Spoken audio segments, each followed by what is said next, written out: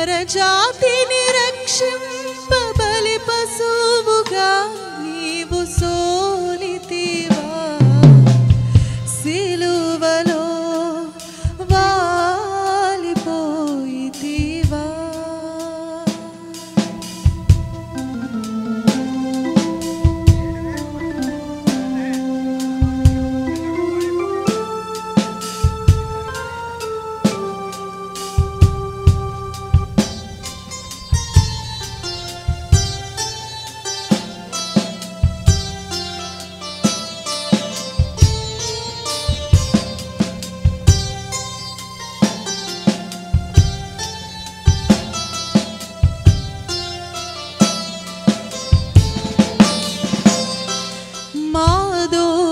శిక్షకై తనవంత గాయాలు అగ్ని జ్వాలలై కారే రుధిరధారలు. మా దోష శిక్షకై తనవంత గాయాలు అగ్ని జ్వాలలై కారే రుధిరధారలు. ఆ రక్తాగ్నిలో మా దోషములను కడిగి సంతృప్తి నొంది శిరమును వంచి, ఆ రక్తాగ్నిలో మా దోషములను కడిగి సంతృప్తి నొంది శిరమును వంచి, సోలితివా, సిలువలో వాలిపోయితివా,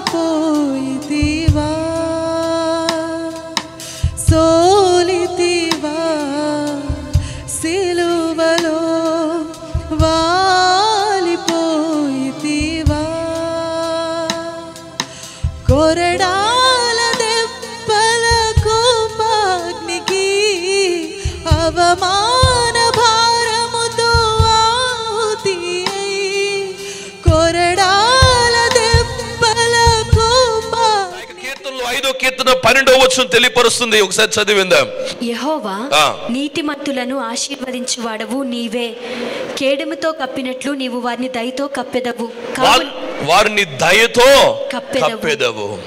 దేవుడు నీ శత్రువైన వాడు నేను మోసగించేటప్పుడు ఆయన దయతో కప్తాడంట. ఈ సమస్యలో నీకు రెట్టింపైన ఆశీర్వాదం కలుగును గాక. ఆమేన్ చెప్పండి. నోరుంది అందరికీ? నోరుండే వాళ్ళందరూ ఆమేన్ చెప్పండి. ఆమేన్. రెట్టింపైన ఆశీర్వాదం మనం పొందుకోవాలి దేవుని బిడ్డలారా. ఇంకా మనము చూసినట్లయితే దేవుని ఆశీర్వాదాలు ఎలాగుంటాయంటే, ఈ యొక్క కొంతమంది మీరు ఉద్యోగాలు చేసి జీతాలు రాలేదంటారు కదా, మీరు ఆ యొక్క నిర్గమ కాండము 3వ అధ్యాయము 21వ వచనం చదివినండి. మరియు నేను ఈ జనుల ఎదుట ఐగుప్తీలకు కటాక్షము కలుగచేసేదను. ఈ జనుల ఎదుట ఐగుప్తు దేశం అందు ఏం చేస్తాడంటే దేవుడు కటాక్షము. కటాక్షం అంటే దేవుడు దయని చూపించబోతున్నాడు. దేవుడు దయని చూపించబోతున్నాడు. ఎవరి వైపు? ఇజ్రాయేల్ వైపు దేవుడు ఐగుప్తు దేశంలో ఉన్న ప్రజల దగ్గర దయని చూపించబోతున్నాడు. ఇజ్రాయేల్ ప్రజలు బానిసలుగా ఉన్నారు. ఎందుకంటే వాళ్ళు చేసిన కొన్ని తప్పిదముల ద్వారా దేవుడు వాళ్ళని శిక్షించాడు. భయంకరమైన బానిసత్వానికి దేవుడు అప్పగించాడు. సైతాన్ గాడు ఏం చేశాడు? పాపానికి ఆకర్షించాడు. అన్ని కోల్పోయారు. ఆఖరికి ఏమయ్యారు? ఆఖరిగా బానిసలుగా అయిపోయారు. సంపాదిస్తున్నారు, కష్టపడుతున్నారు, కానీ డబ్బులు రావట్లేదు. ఎంతో శ్రమ పడుతున్నారు, పట్టణాలు కడుతున్నారు. ఐగుప్తు దేశం నుండి పెద్ద పెద్ద పిరమిడ్స్ కట్టారు. ఇవన్నీ చేశారు, కానీ 10 రూపాయలు లాభం లేదు. పగలు రాత్రి పనిచేస్తున్నారు, 10 రూపాయలు లాభం లేని పరిస్థితిలో ఉన్నారు. ఇలాంటి పరిస్థితిలో దేవుడిచ్చే వాగ్దానం ఏం తెలుసా? ఐగుప్తు దేశం నుండి ప్రజలు ఒక దయని నేను తీసుకుని వస్తాను. ఐగుప్తు దేశంలో ప్రజలు దయని పొందుకుంటారు. ఒకవేళ మీరు ఒక స్కూల్ నడిపిస్తున్నారేమో, కాలేజ్ నడిపిస్తున్నారేమో, ఒకవేళ చిన్న వ్యాపారం నడిపిస్తున్నారేమో, లేకుంటే మీరు పనిచేసే దిక్క ఆయన హృదయం కాకి లాంటి హృదయమేమో, నీ యజమానుడు హృదయము, లేకుంటే నువ్వు పనిచేసే కంపెనీ, లేకుంటే నువ్వు వ్యక్తిగతంగా పనిచేస్తున్న స్థలము ఆయన ఒకలాంటి పిస్సనారి వ్యక్తి ఏమో, దేవుడు ఆయన దయని నీకు ఇవ్వబోతున్నాడు. హల్లెలూయా, హల్లెలూయా. దేవుడు అక్కడ విడిచిపెట్టి ఫలాందికి రా బాబు నేను దయని చూపిస్తానంటూ నువ్వు ఉన్న దిక్క దేవుడు దయని చూపిస్తాడు. సైతాను నీ దగ్గర ఏదైతే దొంగతనం చేసిందో మరలా దాన్ని రెట్టింపైన ఆశీర్వాదం దేవుడు దయచేయబోతున్నాడు. దేవుని బిడ్డలారా, మన దేవుడు ఆయన ఆశీర్వదించే దేవుడుగా ఉన్నాడు. ఐగుప్తు దేశం నుంచి వాళ్ళు బయలుదేరేటప్పుడు దేవుడు వాళ్ళని ఘనపరిచాడంట. ఏం చేశాడంట? ఘనపరిచాడు. చూడండి, నిర్గమకాండము 11వ అధ్యాయము 3వ వచనం. యెహోవా ప్రజల ఎడల ఐగుప్తీలకు కటాక్షము కలుగచేసెను. అదిగాక ఐగుప్తు దేశంలో మోషే అను మనుష్యుడు ఫరో సేవకుల దృష్టికిని ప్రజల దృష్టికిని మిక్కిలి గొప్పవాడాయెను. హల్లెలూయా. ఇక చూడు, చాలా చక్కగా మాట ఉంటుంది. ఐగుప్తు దేశములంట ఇశ్రాయేలు ప్రజల వైపు దయ వచ్చిందంట. ఐగుప్తులందరూ కూడా ఇశ్రాయేలు జనాల వైపు దయను వచ్చింది. రెండో వైపు చూసినట్లయితే ఐగుప్తు దేశములో మోసే ఒక పేరుని దేవుడు హెచ్చించాడంట. దేవుడి దయని ఎవరైతే పొందుకుంటారో రెండో ప్రాముఖ్యమైన విషయం ఏంటంటే, సైతాను నిన్ను దొంగలిచ్చింది మరలా ఇవ్వడం మాత్రం కాకుండా, దయని చూపించడం మాత్రం కాకుండా, ఎవరి నుంచో దొంగతనమైందో ఆ వ్యక్తి ద్వారా దేవుడు దయనిచ్చి నిన్ను కనపరిచే దేవుడుగా ఉన్నాడు. హల్లెలూయా, హల్లెలూయా. నీకు ఘనత నీ ఇంటికి రాబోతుంది. హల్లెలూయా, హల్లెలూయా. మన దేవుడు నిన్ను ఘనపరచువాడుగా ఉన్నాడు. ఒకవేళ నీ కుటుంబస్తుని అవమానపరిచారేమో, నీ బంధువులు స్నేహితులు నిన్ను అవమానపరిచారేమో, దేవుడు నిన్ను ఘనపరచబోతున్నాడు. నువ్వు ఎక్కడున్నావో అక్కడే దేవుడు నిన్ను ఘనపరచబోతున్నాడు. ఎవరైతే నీకు విరోధంగా మాట్లాడారో వాళ్ళ నోటుల నుంచి ఆ యొక్క మంచి ఆశీర్వాదకరమైన వచనాలు మీరు వినబోతున్నారు దేవుని బిడ్డలారా. చాలా మంది ఆ యొక్క మన గురించి వ్యతిరేకంగా మాట్లాడుతున్నారు. ఎందుకు మాట్లాడతారు తెలుసా? మనం అభివృద్ధి పొందుతున్నప్పుడు మాట్లాడతారు. హల్లెలూయా, హల్లెలూయా. పైగా దేవుని బిడ్డలారా, మనల్ని దేవుడు హెచ్చించే దేవుడుగా ఉన్నాడు. మన స్థానాన్ని దేవుడు హెచ్చించే దేవుడుగా ఉన్నాడు. నీ పేరుని దేవుడు హెచ్చించే దేవుడుగా ఉన్నాడు. నేను సాధారణమైన వ్యక్తిగా విడిచిపెట్టడం దేవుని చిత్తం కాదు. నేను హెచ్చిస్తాడు దేవుడు. నువ్వు ఎక్కడ వెళ్ళినా, ఏ పని చేసినా అక్కడ నేను యజమానుడిగా దేవుడు పెట్టబోతున్నాడు. హల్లెలూయా, హల్లెలూయా. ఇది ప్రవచన వచనము దేవుని బిడ్డలారా. విశ్వాసించువాడు జీవితంలో వెంటనే జరుగుతుంది. హల్లెలూయా, హల్లెలూయా. ఒక సాధారణమైన ఒక పెయింటింగ్ ఉద్యోగం చేస్తున్నావేమో, దేవుడు నిన్ను కాంట్రాక్టర్ గా దేవుడు ఆశీర్వదిస్తాడు.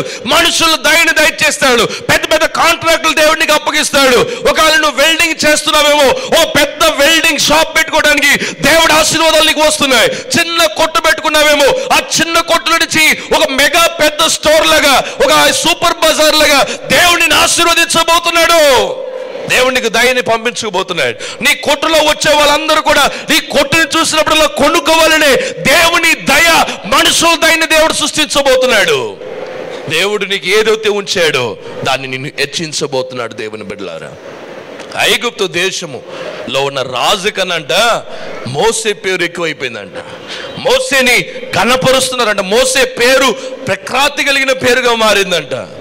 ఏ ఇంటిలో పెరిగాడో ఆ ఇంటి వాళ్ళు చంపాలనుకున్నారు. ఇప్పుడు ఏ ఇంటిలో పెరిగాడో ఆ ఇంటిలో ఘనత దేవుడు తీసుకొచ్చాడు. ఏ ఇల్లుతే తనని తరిమేసిందో, ఏ ఇల్లుతే చంపాలనుకున్నారు, ఏ ఇల్లుతే వీడు పడికరాలన్నారు, ఏ ఇల్లుతే ఈ ఇబ్రియుడు ఇంకా మనతో ఉండాల్సిన పని లేదన్నారు, ఆ ఇంటిలో దేవుడు తన పేరు హెచ్చించాడు. హల్లెలూయా, హల్లెలూయా.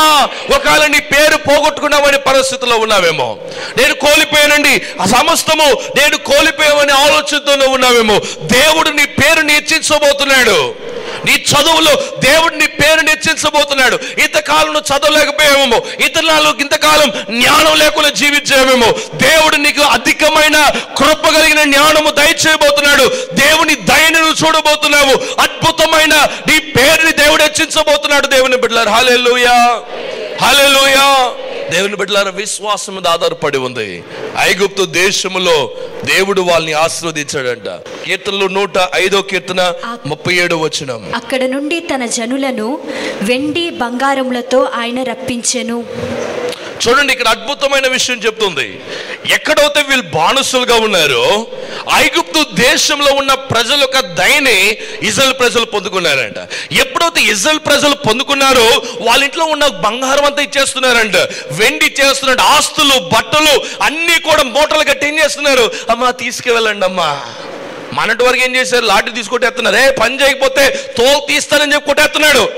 వీడేమైపోతాడు రా బాబు, నేను ఇలా చెత్తకు బాధేస్తున్నాడు అని బాధపడిన వాళ్ళు, ఇంత భయంకరంగా వేధించబడిన వాళ్ళు దేవుని దయను పొందుకున్న ఎలా కనిపిస్తుంది తెలుసా, దూతల్లా కనిపిస్తున్నారు అనమాట. వాళ్ళకి ఇస్తే మనకి ఆశీర్వాదం, దేవుని బిడ్డలారా, నువ్వు ఎక్కడ వెళ్ళా దేవుని దయ ఉన్నట్లయితే నువ్వు పైకి వస్తావు. నువ్వు ఎక్కడ వెళ్ళినా, ఏ వ్యాపారం చేసినా, ఎవరితో మాట్లాడినా దేవుని దయ నిన్ను వెంబడించాలని ఆశపడుతుంది. అయితే అడగాలి దేవుణ్ణి, దేవా నీ దయని నాకు ఇవ్వు. ఇశ్రాయేలు ప్రజల మీద దేవుని దయ 2వ అధ్యాయంలో వస్తూనే వెంటనే దేవుడు ఏం చేశాడు తెలుసా?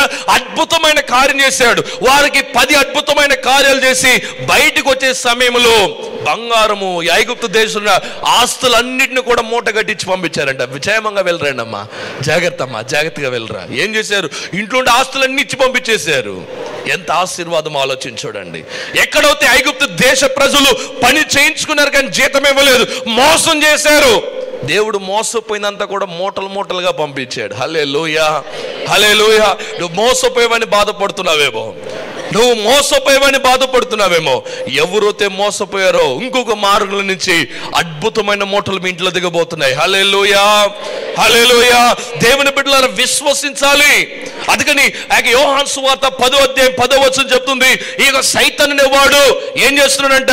వాడు దొంగలించడానికి, నాశనం చేయడానికి వస్తున్నాడు. అయితే యేసు ప్రభువారు జీవం ఇవ్వడానికి వచ్చాడు, మనల్ని సమృద్ధి అయిన ఆశీర్వాదంలోకి నడిపించడానికి వచ్చాడంట. కాబట్టి దేవుని బిడ్డలారా, నువ్వు సమృద్ధి అయిన ఆశీర్వాదముని నువ్వు పొందుకోవాలన్నట్లయితే నువ్వు యేసయ్య దగ్గర రావాలి, ఆయన శిలువ దగ్గర రావాలి, ఆయన దయను నువ్వు పొందుకోవాలి. దేవుని బిడ్డలారా, 3వ విషయం ప్రాముఖ్యమైనది. నేను కొద్ది నిమిషాల వాక్యం అందించి మీ అందరి గురించి దేవుని దయని పొందుకోవాలని ప్రార్థన చేయబోతున్నాను. కాబట్టి శ్రద్ధగా దేవుని వైపు మనము చూద్దాము. దేవుని బిడ్డలారా, 3వది, it can give great and unusual victory even against the impossible odds. మీరు ఆలోచించలేని శత్రువుల దగ్గర యుద్ధంలో దేవుడు గెలిపించబోతున్నాడు అంట. మీరు ఆలోచించిన విధానాల్లో, మీరు ఆలోచించి ఊహించలేని విధానంలో దేవుడు నీ శత్రువు అయిన వాడిని అపజయం ఇచ్చి నిన్ను గెలిపిస్తాడంట.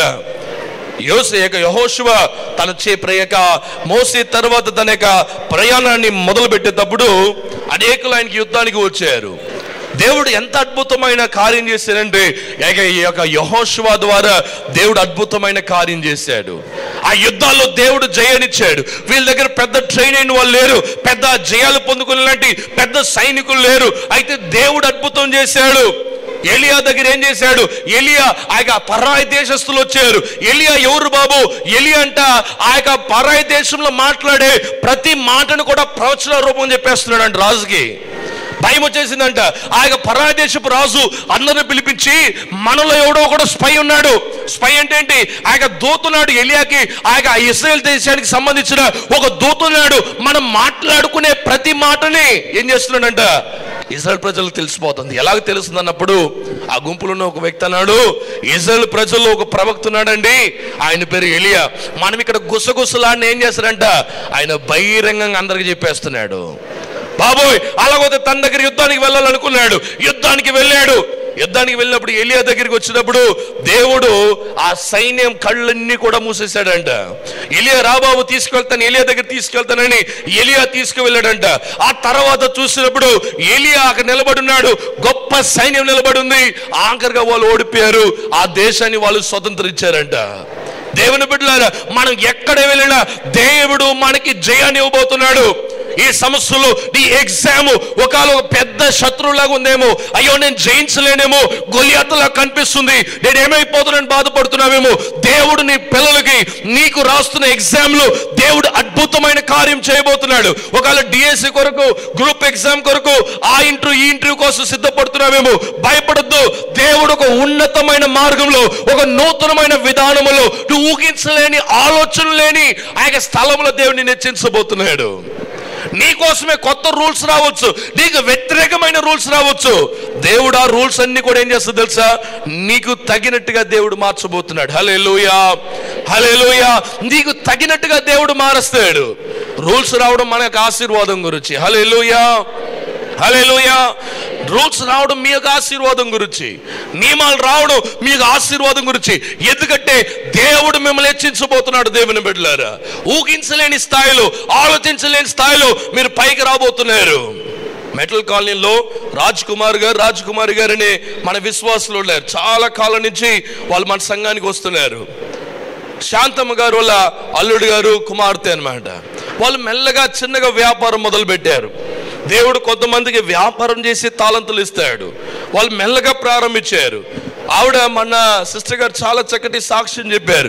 8 సంవత్సరాల ముందు ఈ యొక్క సంఘానికి వచ్చి నేను మన సంఘంలో వాక్యం ఇస్తున్నప్పుడు దేవుడు వాళ్ళతో మాట్లాడారంట. అప్పుడు చిన్న వ్యాపారం మొదలు పెట్టారంట. చిన్న వ్యాపారం మొదలు పెట్టినప్పుడు దేవుడు గుచ్చి ఆవిడతో మాట్లాడారంట.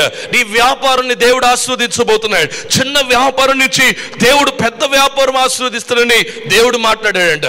ఇప్పుడు ఎంత ఆశీర్వదించబడ్డారంటే 8 సంవత్సరాలు వాళ్ళకి సొంత ట్రాక్టర్లు దయచేసాడు. వాళ్ళ కుమారుడు వ్యాపారం చేస్తున్నాడు, అల్లుడు గారు కుమార్తె వ్యాపారం చేస్తున్నారు. అందరినీ దేవుడు ఆశీర్వదించాడు. హల్లెలూయా, హల్లెలూయా. దేవుడిచ్చే ప్రవచన రూపముతో కలిగిన వర్తమానంని విశ్వసించే వాళ్ళు అలాగూ ఆశీర్వదించబడతారు. దేవుని బిడ్డలారా, వాళ్ళు ఆలోచించలేదంట మేము ఇలాగ ఇల్లు కట్టుకుంటాము, మాకు ట్రాక్టర్లు కొనుక్కుంటాము, మేము పెద్ద వ్యాపారం చేస్తామనే ఆలోచన లేదు. కానీ దేవుడు దయని వాళ్ళు పొందుకున్నారు కనుక వాళ్ళు అభివృద్ధి అవడం ప్రారంభించారు. దేవుని దయని పొందుకున్నాం కనుక మనము అభివృద్ధి అవడం ప్రారంభిస్తాము. దేవుని బిడ్డలారా, ఇంకొకటి చెప్పాలంటే దేవుని దయని పొందుకున్న వారు, 4వ విషయం, దేవుని దయని పొందుకున్న వాళ్ళు ఆలోచించలేని విధానములో వాళ్ళు ఉన్నతమైన పొజిషన్లకు వచ్చేస్తారంట. ఎలాగా? ఆలోచించలేని విధానం. Recognition and promotion even when you seem to least likely want to receive it. ఒకవేళ నువ్వు సాధారణమైన ఒక చిన్న ఉద్యోగం చేస్తున్నావేమో, నువ్వు ఆలోచించలేని దినమందు దేవుని హెచ్చిస్తాడండి. నువ్వు ఆలోచించలేని స్థాయిలో నువ్వు దేనికి పనికిరాని వాడిని, నేను చిన్న ఉద్యోగంలో ఉంటే చాలు అనుకుంటావేమో, దేవుడు వెంటనే నీ పనిని దేవుడు చూసి నీకు ఉద్యోగంలో ప్రమోషన్ ఇవ్వబోతున్నాడు. దేవుని బిడ్డ నిజమండి. చాలాసార్లు అనుకుంటాం నేను పైకి వస్తానా, నా పైన చాలా మంది అధికారులు ఉన్నారు, నాకు పైన చాలా మంది ప్రమోషన్ కోసం కనిపెడుతున్నారు, నాకు ప్రమోషన్ వస్తుందా అనుకుంటారేమో. దేవుడు అక్కడ అద్భుతం చేస్తాడు. ఎక్కడైతే కష్టంగా ఉందో అక్కడ నువ్వు పైకి రావడం ఆశీర్వాదం. కానీ వెంటనే పైకి రావడానికి ఉండే సలహాలు లేకపోతే అవకాశాలు ఉండేది పైకి రావడం ద్వారా అది అద్భుతం అనరండి. ఇక్కడి నుంచి దిగి అక్కడ వెళ్ళడం అద్భుతం అనరు, ఆకాశం దిగి భూమికి రావడం అద్భుతం అంటాం. కాబట్టి ఎక్కడైతే కష్టమైన మార్గాలను వెళ్తున్నావో ఆలోచించాల్సి ఉందంటే దేవుడు ఒక అద్భుతమైన సుఖాన్ని నీకు దయచేయబోతున్నాడు. ఇంకో అద్భుతమైన ఉదాహరణ మీకు ఇస్తాను చూడండి. ఆయన 1 సమూయేలు గ్రంథము 2వ అధ్యాయం 26వ వచనంలో చూసినట్లయితే, సమూయేలు దేవుని దయందును మనుషుల దయందును వర్ధిల్లెను. దేవుని దయ మనుషుల దయందు ఆయన సమూయేలు వర్ధిల్లాడు. దేవుని ప్రవక్తగా తన తల్లి చిన్ననాటి నుంచి ప్రార్థన చేసిన కనిన ఒక అద్భుతమైన బిడ్డ దేవాలయంలో ఉండి పెరుగుతున్నాడు. ఒక రోజు సమూయేలుతో దేవుడు మాట్లాడాడంట. ఏమని మాట్లాడాడు తెలుసా? జెస్సీ అని చెప్పబడిన ఒక అతను ఉన్నాడు. ఆయన ఇంటికి వెళ్ళి వాళ్ళ కుమారులు ఒకరిని నేను అభిషేకించబోతున్నాను వెళ్ళని చెప్పినప్పుడు ఆ యొక్క కుమారులందరూ కూడా, దాంట్లో ఉన్న చాలా వరకు అందరూ కూడా ఆర్మీలో పెద్ద మేజర్లు, పెద్ద అధికారులు ఉన్నారు. యోసేపు ఏమో సాధారణమైన గొర్రెలు కాస్తున్నాడు. ఆలోచించండి, మొన్నటి దినమందు కూడా ఈ విషయాన్ని నేను చెప్పాను మీకు. ఆలోచించిన విధానంలో దావీదుకి ఆశీర్వాదం వచ్చింది. వాళ్ళ అన్నలందరూ కూడా బాగా చదివిన వాళ్ళు, పెద్ద మేధావులు, అన్ని ఆలోచనలు ఆయన విద్యలు తెలిసిన వాళ్ళు. అయితే దేవుడు ఒక పనికిరాని వాడిని దేవుడు ఆశీర్వదించాడు. దేవుని బిడ్డలారా, మీరు ఊహించలేని ఆశీర్వాదం నీ ఇంటికి రాబోతుంది అనే విషయాన్ని నువ్వు హానికరంగా విశ్వసించినట్లయితే అది ఇప్పుడే జరుగునుగాక. దేవుని బిడ్డలారా, విశ్వసించాలి. దావీదు ఒక సాధారణమైన గొర్రెల కాపరి, ఒక సాధారణమైన పని చేస్తున్నాడు, ఒక సాధారణమైన ఉద్యోగం చేస్తున్నాడు. ఎవరు కూడా పట్టించుకోరు దావీదుని. ఎదురు గొర్రెల కాపరి. దావీదు దగ్గర ఉచ్చ స్మెల్ వచ్చేస్తుంటది, మేకలు గొర్రెల స్మెల్ వచ్చేస్తుంటది. ఆ మురికైన వాడిని దేవుడు ఆశీర్వదించాడు. ఊహించలేని మార్గములో, ఆలోచించలేని మార్గములో దేవుడు తనకి ప్రమోషన్ ఇచ్చాడు. ఒకవేళ నువ్వు కూడా చిన్న ఉద్యోగం చేసుకుంటున్నావేమో, దేవునికి ప్రమోషన్ ఇవ్వబోతున్నాడు. దేవునికి ప్రమోషన్ ఇవ్వబోతున్నాడు. మొన్నటి దినమందు నేను రాజమండ్రికి వెళ్ళాను పోయిన వారంలో. నాకు బాగా చాలా కాలం నుంచి ఫోన్లో మాట్లాడుతుంటాడు ఒక ఆయన. ఆయన పేరు జేమ్స్ అన్నమాట. ఆయన విదేశాల్లో పనిచేస్తుంటాడు. ఆయన నాకు ప్రతి నెల కూడా కొంత డబ్బులు కానుకగా పంపిస్తుంటాడు పరిచర్య కొరకు. ఇలా టీవీ పరిచర్య చేయడానికి కొంత సొమ్ము విదేశాల నుంచి పంపిస్తుంటాడు.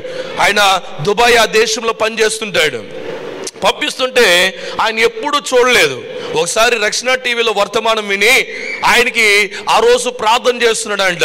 దేవా, నాకు ఉద్యోగం లేదు, ఏమీ లేదు, నా బిడ్డల్ని ఎలా కాపాడాలి, నాకు ఇల్లు లేదు, ఏమీ లేదని ప్రార్థన చేస్తున్నప్పుడు వర్తమానంలో దేవుడి మాట అన్నాడంట. దేవుడు ఊహించలేని స్థాయిలో నేను ఈ యొక్క ఉద్యోగం దయచేసి నేను ఆశీర్వదించబోతున్నప్పుడు ఆ రోజు దేవా నన్ను ఆశీర్వదించని ప్రార్థన చేశాడంట. ప్రార్థన చేస్తేనే వెంటనే దేవుడు ద్వారాలు తెచ్చాడు. విదేశాల్లో దాదాపు నెలకి ₹1,00,000 పైన జీతం అనమాట. హల్లెలూయా, హల్లెలూయా. దుబాయ్లో దాదాపు ₹1,00,000 పైన జీతం. అది మాత్రం కాకుండా ఆయన అన్ని విషయాలు ఆశీర్వదించబడి ఒక పెద్ద ఇల్లు కట్టుకున్నాడు. చాలా ఆశీర్వాదకరమైన ఇల్లు. వాళ్ళకి చక్కటి కుమారుల్ని దేవుడు దయచేశాడు. వాళ్ళని మంచి పెద్ద పెద్ద స్కూల్లో చదివిస్తున్నారు. ఆయన అంటున్నాడు, అయ్యా నేను చచ్చిపోయే వరకు కూడా మీ మాట నేను మర్చిపోలేను, మీ కానుక పంపించడం మానేలేను. ప్రతి నెల అండి 1వ తారీఖున టార్న్ అకౌంట్లో పడుతుంది అనమాట. ఎంత అద్భుతమైన విషయం చూడండి. దేవుని బిడ్డలారా, దేవుని దయని పొందుకున్న వాళ్ళు అలాగా ఆశీర్వదించబడతారు. ఊహించలేని ఆలోచన. ఆయన అంటున్నాడు, నేను సాధారణమైన ఉద్యోగం ఎదురు చూశానండి, అక్కడ చూస్తే ఒక పెద్ద ఉద్యోగం, మేనేజర్కి కింద ఉద్యోగం అండి, అందుకని నాకు ఇంత శాలరీ వస్తుంది. దేవుని బిడ్డలారా, ఎంత ఆశ్చర్యకరం చూడండి. దేవుడు ఆలోచించిన విధానంలో ఆశీర్వదిస్తాడు. దావీదు గొర్రెల కాపరి, ఆయనను దేవుడు తనకు రాజుగా నియమించినట్టుగా నువ్వు కూడా ఒక సాధారణమైన వ్యక్తిగా ఉన్నావేమో. దేవుడు నీకు ఉంచిన టాలెంట్ ఏంటని రికగ్నైజ్ చేసుకో. దేవుడిని అక్కడి నుంచి ఆశీర్వదించబోతున్నాడు. ఒకవేళ నువ్వు 10వ తరగతి చదివేమో, ఇంటర్ చదివేమో, నా బ్రతుకులు ఎక్కడ పైకి వస్తున్నా అంటున్నావేమో, దేవుడు నిన్ను ఆశీర్వదించబోతున్నాడు.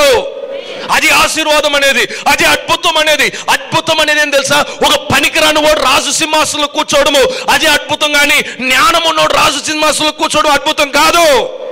లేకుంటే సౌలు రాజు కుమారుడు ఆయన కూర్చోవడం అద్భుతం కాదు, కానీ దావీదు గొర్రెల కాపరి రాజు సింహాసనంలో కూర్చోవడము అది ప్రమోషన్ అనేది. దేవుని బిడ్డలారా, పరిశుద్ధాత్మ దేవునితో మాట్లాడుతున్నాడు. ఎవరు అలాంటి అద్భుతాలు పొందుకుంటారంటే ఎవరైతే మంచి వ్యక్తులుగా ఉంటారని సామెతల గ్రంథం 12వ అధ్యాయం 2వ వచనం చెప్తుంది. మంచి వ్యక్తులకి దేవుని దయని పొందుకుంటారంట. మొట్టమొదటిగా నువ్వు మంచి వ్యక్తిగా ఉండాలి, ఒక నీతిమంతుడిగా ఉండాలి, అప్పుడే దేవుడు నిన్ను ఆశీర్వదిస్తాడు. దానియేలు జీవితం చూడండి. దానియేలు దేవుని దయని పొందుకున్నాడని దానియేలు గ్రంథం 1వ అధ్యాయం 9వ వచనం తెలియపరుస్తుంది. దానియేలు సాధారణమైన వ్యక్తిని దేవుడు ఒక ఉన్నతమైన ప్రైమ్ మినిస్టర్ గా దేవుడు ఆశీర్వదించాడు. యోసేపుని అలాగనే ఆశీర్వదించాడు, దానియేలుని అలాగనే ఆశీర్వదించాడు. ప్రమోషన్ తర్వాత ప్రమోషన్. ఒక శోధన వస్తుంది, ప్రమోషన్ వస్తుంది, శోధన వస్తుంది, ప్రమోషన్ వస్తుంది, శోధన వస్తుంది, ప్రమోషన్ వస్తుంది. ఈ రోజు నీకు శోధన రాకపోతే, దేవా నాకు శోధన పంపించు, నేను ప్రమోషన్ గురించి కనిపెడుతున్నాను ప్రార్థన చేయి.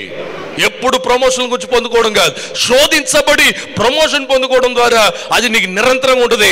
శోధన లేకుండా ప్రమోషన్ పొందుకుంటే అది ఎప్పుడో ఒకరు ఇంకొకటి వెళ్ళిపోద్ది అన్నమాట. కాబట్టి దేవుని బిడ్డలారా, ఆశ్చర్యకరమైన ఆశీర్వాదంని దేవుడు దయచేయబోతున్నాడు. ఇంకొకటి ఆఖరిగా నేను ముగిస్తున్నాడు. దేవుడు మనుషుడు దయని దయచేస్తాడు. మనుషుడు దయను వచ్చినప్పుడు ఏమో తెలుసా? దేవుడు నీకు కావాల్సిన అన్నిటినీ మార్గం సరళపరుస్తాడు. ఎస్తేరు వాళ్ళ యొక్క తండ్రి గారైన మొర్దెకాయ్ రాజు ఏం చేశాడంటే ఆ యొక్క యూదులందరినీ కూడా చంపేయాలని ఆలోచించాడు. ఆమాన్ వేసిన స్కెచ్ కి ఆ యొక్క యూదులందరూ కూడా చంపేయాలనుకున్నప్పుడు ఆ యొక్క వచనంలో మీరు ఎస్తేరు గ్రంథం చదివినప్పుడు, ఎస్తేరు గ్రంథం 2వ అధ్యాయం 17వ వచనం, 5వ అధ్యాయం 2వ వచనం, 5వ అధ్యాయం 8వ వచనం, 7వ అధ్యాయం 3వ వచనంలో చూసినప్పుడు అక్కడ అద్భుతమైన మాట అంటది, అయ్యా రాజు నీ దయని పొందుకున్నట్లయితే, నీ కటాక్షం నేను పొందుకున్నట్లయితే నా ఇంటికి భోజనంకి రా. నీ కటాక్షం పొందుకున్నట్లయితే మా యూదులందరినీ చంపేయబోతున్నారు, మమ్మల్ని కాపాడు. దేవుని బిడ్డలారా, ఎస్తేరు ఆ యొక్క ఎస్తేరుకి వారి కుటుంబానికి ఉన్న నియమాన్ని రాజే చేయలేడు, కానీ రాజు అద్భుతమైన కార్యంని దేవుడు రాజులు దయచేశాడు. నువ్వు పనిచేసే వాళ్ళ దగ్గర నుంచి దేవుడు నీకు దయచేయబోతున్నాడు. దేవుని బిడ్డలారా, నీకు వ్యతిరేకంగా రూల్స్ అండ్ రెగ్యులేషన్స్ వస్తున్నాయని ఆలోచిస్తున్నావేమో, నువ్వు భయపడద్దు. దేవుడు నీకు దయని సృష్టించబోతున్నాడు. ఒకవేళ సేవకులైన వాళ్ళు నేను సేవ చేస్తున్నాను ఎలాగనుకుంటున్నారేమో, నెహెమ్యా రాజుల దయని పొందుకున్నాడు. మీరు కూడా రాజుల దయని పొందుకుంటారు. మనం భయపడాల్సిన పని లేదు. దేవుని బిడ్డలారా, మనము దేవుని దయలో మనం వర్ధిల్లాలి. ఆదిమ సంఘము దేవుని దయ ద్వారా అభివృద్ధి పొందిందంట, దినదినము అభివృద్ధి పొందిందంట. మనము దేవుని దయని పొందుకున్నప్పుడు ఆటోమేటిక్గా మనుషుడు దయని మనం పొందుకుంటాం. అందుకని దేవుని బిడ్డలారా, ఈ ఉదయకాలమందు పరిశుద్ధాత్మ దేవుడు ఆయన నీతో మాట్లాడుతున్నాడు. ఈ ఉదయకాలమందు దేవుని దయ నీ కుటుంబానికి వస్తుంది, దేవుని దయ నీ వ్యక్తిగతమైన జీవితం దగ్గరికి వస్తుంది. నువ్వు ఆయన దయని పొందుకున్నట్లయితే నువ్వు సమృద్ధిని ఆశీర్వాదంని పొందుకుంటావు. ప్రార్థన చేసుకుందాం. పరమ తండ్రి, మీకు వందనాలు. మీ దయలో మేము వర్ధిల్లాలి. మీ దయ ద్వారా మా వంశాలు వర్ధిల్లాలి. మీ దయ ద్వారా మా సంఘము వర్ధిల్లాలి. మీ దయ ద్వారా మా రాష్ట్రం వర్ధిల్లాలి. మీ దయ ద్వారా మా దేశం వర్ధిల్లాలి. మా దేశంలో సమాధానము దయచేయండి. క్రైస్తవులకి దయని దయచేయండి ప్రభా. మీ దయ ద్వారా మేము ఉన్నతమైన శిఖరాలకి ఎక్కాలి. మా పిల్లలకి మీ దయని దయచేయండి. మా పెద్దలకి మీ దయని దయచేయండి, ఆ చిన్న పిల్లలకి మీ దయని దయచేయండి, రాబోతున్న తరతరాలకి మీ దయని దయచేసి ఆశీర్వదించండి. ఉద్యోగాలు చేసేవాళ్ళు, చదువుతున్న వాళ్ళు ప్రభు, వ్యాపారాలు చేసేవాళ్ళు ప్రభు మీ దయని పొందుకునుగాక. ఉద్యోగం లేదని వాళ్ళు మీ దయని పొందుకునుగాక. గర్భఫలం లేని వాళ్ళు మీ దయని పొందుకునుగాక. ఆరోగ్యం లేని వాళ్ళు మీ దయని పొందుకునుగాక. మీ దయలో ప్రభు మేము వర్ధిల్లినట్లయితే మనుషుడి దయ ఆటోమేటిక్గా వస్తుందయ్యా. మీ దయ ఉన్నట్లయితే మనుషుడి దయ వస్తుంది. మీ దయలో మేము వర్ధిల్లాగా మాకు సహాయం చేయమని యేసు నామమున ప్రార్థించి వేడుకుంటున్నాం తండ్రి, ఆమేన్. ఈ వర్తమానం ద్వారా మీరు ఆశీర్వదింపబడ్డారని నేను నమ్ముచున్నాను. గత 47 సంవత్సరముల నుండి మన్నా జూబ్లీ చర్చ్ ద్వారా అమలాపురం పరిసర ప్రాంతాలలో దేవుని యొక్క పరిచర్యలు జరుగుచున్నవి. ప్రతి ఆదివారం వేల కొలది ప్రజలు మాతో కలిసి ప్రభుని ఆరాధించుచున్నారు. మీరు కూడా మాతో కలిసి ప్రభుని ఆరాధించండి. మా ఆరాధన సమయములు: మొదటి ఆరాధన 7:30 గంటల నుండి 9:30 గంటల వరకు, రెండవ ఆరాధన 10 గంటల నుండి 12 గంటల వరకు. వివరములకు సంప్రదించవలసిన మా చిరునామా రెవరెండ్ కార్ల్ మరియు Sharon rose Komanapalli, senior pastors, మన్నా జూబ్లీ చర్చ్, అమలాపురం. మా పిన్ నెంబర్ 533201. మీరు సంప్రదించవలసిన మా ఫోన్ నెంబర్స్ 9000680005. మరి ఒక ఫోన్ నెంబర్ 9000840005. దేవుడు మిమ్మల్ని దీవించి ఆశీర్వదించును గాక. మన్నా బైబిల్ కాలేజ్, అమలాపురం. మన్నా జూబ్లీ చర్చ్ సంఘ కాపరులు రెవరెండ్ కార్ల్ అండ్ షారోన్ కమానపల్లి దంపతుల దర్శనము ద్వారా నడిపించబడుచున్న మన్నా బైబిల్ కాలేజ్ అడ్మిషన్లు జరుగుచున్నవి. దేవుని సేవ చేయాలనుకునేవారు బైబిల్ ట్రైనింగ్ పొంది దేవుని సేవ చేయవచ్చును. ఉన్నతమైన విద్యను అభ్యసించిన ఉపాధ్యాయులచే ట్రైనింగ్ ఇవ్వబడును. 10వ తరగతి చదివి దేవుని పిలుపు కలిగి 18 సంవత్సరములు నిండిన వారికి అవకాశం. 2 సంవత్సరముల ట్రైనింగ్ పూర్తి చేసిన వారికి DTH సర్టిఫికేట్ ఇవ్వబడును. ఉభయ గోదావరి జిల్లాలో 5,000 మంది విశ్వాసులు కలిగిన మన్నా జూబ్లీ చర్చ్ నందు ప్రాక్టికల్ ట్రైనింగ్ ఇవ్వబడును. స్త్రీ పురుషులకు వేరువేరు హాస్టల్ వసతి కలదు మరియు భోజన వసతి కలదు. దంపతులైన వారికి ప్రత్యేక వసతి కలదు. అడ్మిషన్లు జరుగుతున్నవి. వివరముల కొరకు మమ్మల్ని సంప్రదించండి. ప్రిన్సిపాల్, మన్నా బైబిల్ కాలేజ్, మన్నా జూబ్లీ చర్చ్ క్యాంపస్, అమలాపురం. మా ఫోన్ నెంబర్ 90084005. మరి ఒకసారి మా ఫోన్ నెంబర్ 90084005.